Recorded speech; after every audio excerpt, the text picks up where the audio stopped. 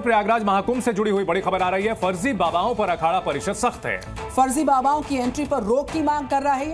तैयारी की गई है कि फर्जी बाबाओं की जो सूची है उसको तैयार किए जाने की जानकारी महाकुंभ से पहले जितने भी फर्जी बाबा हैं उनको पहचाना जाए, उनकी सूची तैयार किए जाने की जानकारी मिल रही है। तो प्रयागराज महाकुंभ को लेकर के सुरक्षा के पुख्ता इंतजाम किए जा रहे हैं। साथ ही साथ संतों के भेष में कहीं जो असामाजिक तत्व है वहां ना पहुंच जाए, फर्जी बाबा वहां ना पहुंच जाए, इसको लेकर के बाकायदा फर्जी बाबाओं की सूची भी तैयार की जा रही है। इस वक्त की ये बड़ी खबर आ रही है।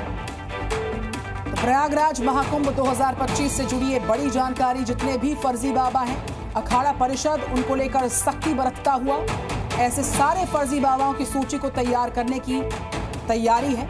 और इस बीच जानकारी की ऐसे फर्जी बाबाओं को जो अखाड़ा परिषद है उनको परिसर में रोकने के लिए तमाम तरह की कोशिशों में लग गया है। तो मेले के आसपास इस बीच जानकारी की जो मदिरा पान है उसकी बिक्री पर रोक होगी, फर्जी बाबाओं को ऐसे इलाकों में आने पे रोक होगी और ढोंगी बाबाओं का प्रवेश पूरी तरह से बंद किया जाएगा। अखाड़ा परिषद की मांग पर चित्रकूट के संतों ने भी अपनी सहमति को जता दिया है और कहा है कि फर्जी बाबा और ढोंगी संतों की महाकुंभ में एंट्री बैन होनी ही चाहिए। जो भी षड्यंत्रकारी तत्व हैं वो भेष बदल करके अखाड़ा से विरत ऐसे लोग कुंभ में प्रविष्ट हो सकते हैं, जिससे कुंभ की जो मर्यादा, संतों की मर्यादा नष्ट हो सकती है। इसलिए निश्चित रूप से जो हमारे अखाड़े हैं और जो बैठके हैं वहाँ के संतों का जो पूर्व निर्धारण है, पूर्व से निर्धारित है और उन्हीं को जगह आवंटित की जाती है। और ऐसे जो अवांछनीय तत्व हैं वो निश्चित रूप से अखाड़े से अलग होंगे, उनको अलग रखा जाए, उनको वहाँ पर प्रवेश न दिया जाए, जिससे कि मर्यादा नष्ट न हो। परिषद हमारे द्वाराचार, हमारे परिपालकाचार, हमारे जगत गुरु, हमारे मंडलेश्वर, ये 13 अखाड़ों से संबंधित हैं, वो स्वयं पहचान करके और शासन को देंगे, बताएंगे। तो जल्द से जल्द इसकी बैठक होगी। क्या लगता है कि पहले फर्जी बाबाओं को प्रवेश देता रहा प्रशासन? नहीं, पहले भी मांगे की गई हैं, तो पहले तो नहीं दिया है। 2019 में कई ऐसे बाबाओं को जो मेला में प्रवेश नहीं दिया गया, प्रशासन ने सख्त होकर के, और इस बार भी ऐसे ही मेला प्रशासन से अपेक्षा है अखाड़ा परिषद की। अखाड़ा परिषद के द्वारा लिए गए फैसलों का हम लोग स्वागत करते हैं। जितने भी फर्जी बाबा हैं उनकी पहचान करके और उनको कुंभ में प्रवेश नहीं दिया जाएगा। फर्जी की पहचान करने का परिणाम है कि वो किस द्वारे से हैं, किस अखाड़े से हैं, किस संप्रदाय से हैं और वो किस भेष से हैं। इसको देख करके अखाड़ा परिषद जो धार्मिक और सामाजिक गतिविधियों में अपनी भूमिका अदा करते हैं और जो गैर जिम्मेदारी तरीके से अपने देश को और अपने साधुता को बदनाम करते हैं, ऐसे लोगों को चिन्हित किया जा रहा है और ऐसे लोगों को चिन्हित करके और ऐसे फर्जी बाबाओं के खिलाफ सख्त कार्रवाई की जाएगी। बीजेपी प्रवक्ता हरिश्चंद्र श्रीवास्तव ने संतों के डिमांड को जायज ठहराया है। सामाजिक पटल पर जो घटनाक्रम चल रहे होते हैं उसका कई बार बड़ा व्यापक असर होता है। मुझे लगता है कि अखाड़ा परिषद ने जो बात कही है कुंभ मेले के आयोजन को लेकर के, वो इसी बात से, इन्हीं घटनाक्रमों से प्रभावित हुई होकर के बात कही है। यद्यप सनातन संस्कृति बहुत उदात्त संस्कृति है और सबको अपने आप में समेटती है, लेकिन जो भी अखाड़ा परिषद ने जो बात कही है, जो मांग रखी है, सरकार सम्यक रूप से उन बातों पर विचार करेगी। तो हनुमानगढ़ी के महंत राजू दास ने कहा कि महाकुंभ में ऐसे लोगों का क्या काम है। संतों को इस प्रकार की जागरूकता अपने अंदर लाने के लिए कोटि कोटि चरणों में साष्टांग दंडवत प्रणाम करता हूँ। विषय गंभीर है। मुस्लिम समुदाय के अधिकारी अगर तैनात होते हैं तो वो संतों की सुनते नहीं हैं, सनातनी तरीके से कार्य नहीं करते हैं। इसके नाते अखाड़ा परिषद ने चिंता जाहिर किया। प्रयागराज महाकुंभ से जुड़ी एक और बड़ी खबर आ रही है। अखाड़ा परिषद की मांग के बाद अब कुंभ मेले में शाही पेशवाई और शाही स्नान जैसे शब्दों का इस्तेमाल नहीं होगा। शाही स्नान की जगह राजसी स्नान होगा और शाही पेशवाई की जगह छावनी प्रवेश का इस्तेमाल किया जाएगा। इसके लिए सरकार को लिखित प्रस्ताव भी भेज दिया गया। हालांकि मुख्यमंत्री के प्रयागराज दौरे के दौरान इस बात पर सहमति पहले ही बन चुकी है। जानकारी के अनुसार मुख्यमंत्री योगी आदित्यनाथ खुद इन नामों का इस्तेमाल करेंगे।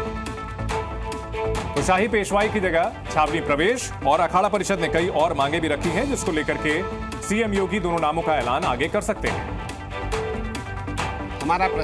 हमने प्रस्ताव रखा हुआ है और अखिल भारतीय अखाड़ा परिषद दीपावली से पहले ये प्रस्ताव शासन को भेज देगी और बहुत जल्दी से ये नाम बदल दिए जाएंगे।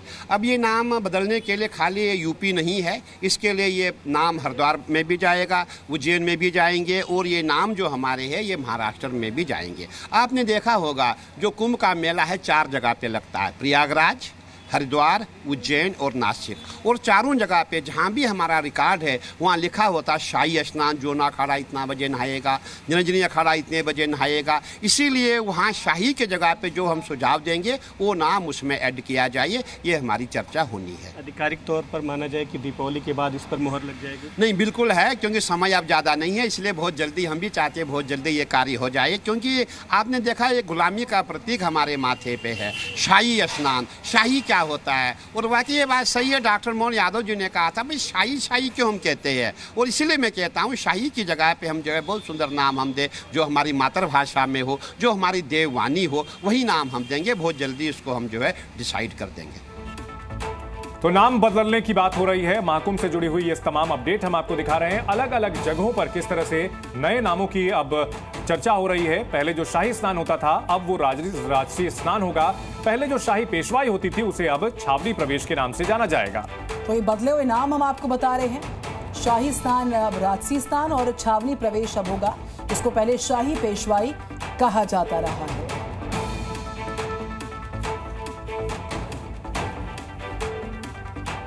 तो महाकुंभ को लेकर एक और बड़ी जानकारी। मेला क्षेत्र में 100 बेड का एक अस्पताल निर्मित किया जाएगा। इसमें 125 एम्बुलेंस की भी तैनाती की जाएगी मौके पर। डिप्टी सीएम ब्रजेश पाठक ने यह जानकारी दी है। इस वक्त की बड़ी खबर आपको बता रहे हैं। मेले में 100 बेड का अस्पताल बनाया जाएगा। राहुल गांधी जी को, उनकी नीतियों को, कांग्रेस पार्टी को, उनकी नीतियों को जनता ने पूरी तरह नकार दिया है। माननीय प्रधानमंत्री नरेंद्र मोदी जी की गरीब कल्याण योजनाएं जन जन तक पहुंची हैं। लोगों का भरोसा भारतीय जनता पार्टी पर लगातार बढ़ा है। हरियाणा में तीसरे बार प्रचंड बहुमत से भारतीय जनता पार्टी की सरकार बनने जा रही है। देखिए, जब ये जीतते हैं तो अच्छे।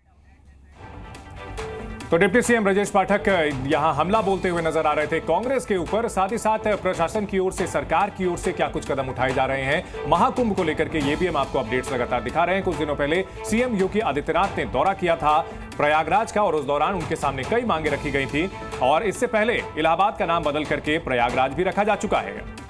तो यूपी में जो शहरों के नाम बदले हैं वो हम आपको बता रहे हैं किस तरीके से इलाहाबाद अब प्रयागराज हुआ, और अयोध्या का जो नाम है वो किस तरीके से बदला आपको बता रहे हैं। यूपी में जो शहरों के नामों में बदलाव हुआ है वो जानकारी आपसे साझा करते हुए।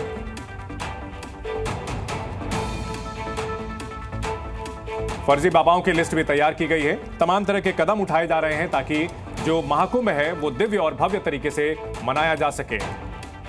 और फर्जी बाबाओं की पहचान कैसे की जाएगी, ये वो किस द्वारे से हैं, वो किस अखाड़े से हैं, वो किस संप्रदाय से हैं, वो किस भेष में हैं, ये तमाम बातें जो हैं वो चेक की जाएंगी। तो फर्जी बाबाओं की पहचान कैसे होगी, उनको पहचानने का क्या क्या माध्यम होंगे, क्या तरीके होंगे, क्या वो दायरा होगा। देखिए किस द्वारे से हैं, किस अखाड़े से वो आते हैं, किस संप्रदाय से उनका ताल्लुक है और वो किस भेष में पहुंचते हैं। ये सारे मापदंड जो हैं उनके आधार पर उनकी पहचान की जाएगी, जिससे कि मालूम लगाया जा सके कि कौन सा बाबा फर्जी है और कौन सा बाबा फर्जी नहीं है।